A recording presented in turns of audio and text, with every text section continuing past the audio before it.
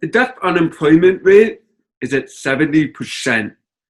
1 out of 4 deaf individuals quit their jobs because of discrimination. The deaf community has very limited access to information. Because of those reasons, we founded DPAN, the Deaf Professional Arts Network. My name is Sean Forbes, and I'm a deaf individual myself. I rely on sign language and captions for communication. And setting up DPAN here in Michigan was really an amazing thing. And the goal of DPAN is to provide high quality content for deaf individuals. Currently, we have 150,000 followers on Facebook. We have 50,000 subscribers on our platform. There's a huge need for this type of access. For example, recently with COVID, it has really hit the deaf community hard because access to information was very limited. In fact, the first week of coronavirus, we interviewed an amazing deaf doctor from the University of Michigan by the name of Michael McGee. And through him, we were able to ask an abundance of questions and receive a lot of information that we shared with the community. Our interview with him garnered about 250,000 views on social media platforms. It was really a huge need for the deaf community. Another example is that we partnered with several deaf organizations across the country to provide access to the White House coronavirus press force briefings.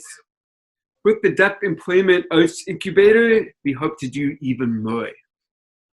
Hi, everybody. My name is Mary Gladstone Highland, and I work with Sean at DPAN. I'm thrilled to explain to you about the Deaf Employment Arts Incubator because I think it's going to be an amazing program that's going to solve these two problems that Sean identified. The first problem is that deaf people don't have meaningful employment. And so we are going to hire deaf individuals from the state of Michigan.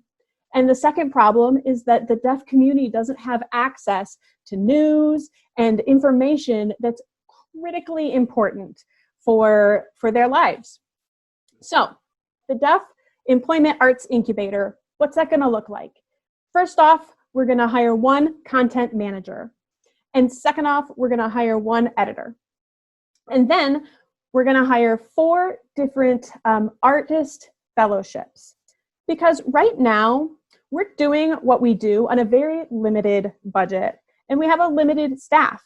And so when we have more staff, we'll be able to provide more content that really impacts the lives of the deaf community. So all 4 of those staff members that we hire are going to be deaf or hard of hearing. So we're going to provide those jobs. We're also, as a side note, we're going to be recruiting people of color so that we can look more like the people who are our viewers. Then those fellowships that I mentioned, you might be thinking, what does that mean? Well, I think one of the assets of DPAN is that we are a flexible organization. We're not limited to provide one type of content. And so we want to offer that to deaf artists. So we're going to ask for deaf artists to provide ideas that they think that the community needs and content that would be impactful for the community. So those artists will then provide that content, and the content manager and the editor will work behind the scenes to get it ready to be loaded onto our website, which is a online TV channel, and that's how the deaf community receives our information. So we're thrilled about this program, and we can't wait to see how it's going to impact the lives of the deaf that we hire and the deaf who are our viewers. As a deaf artist, I'm really excited about this opportunity. More than anything, I just want to provide more opportunities for deaf and hard of hearing people here in the state of Michigan. Thank you. Thank you.